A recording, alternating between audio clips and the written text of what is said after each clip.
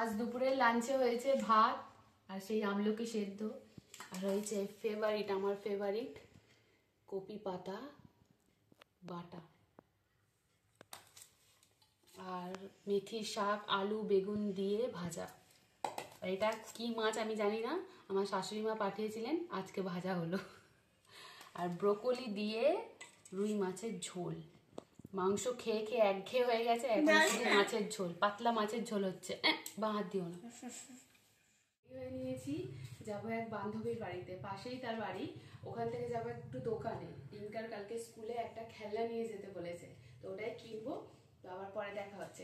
এই যে ডিঙ্কার নতুন খেলার ব্যবস্থা করেছে, এই ওপর থেকে দড়ি ঝুলিয়েছে, নিচে বল বেঁধেছে, একা একা যাতে খেলতে পারে তার ব্যবস্থা করা হয়েছে।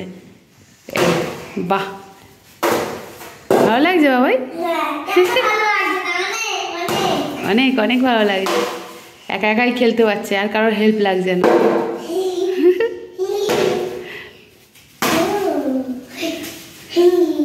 তো নাও গুড নাইট বলে দাও, গুড নাইট বলে দাও।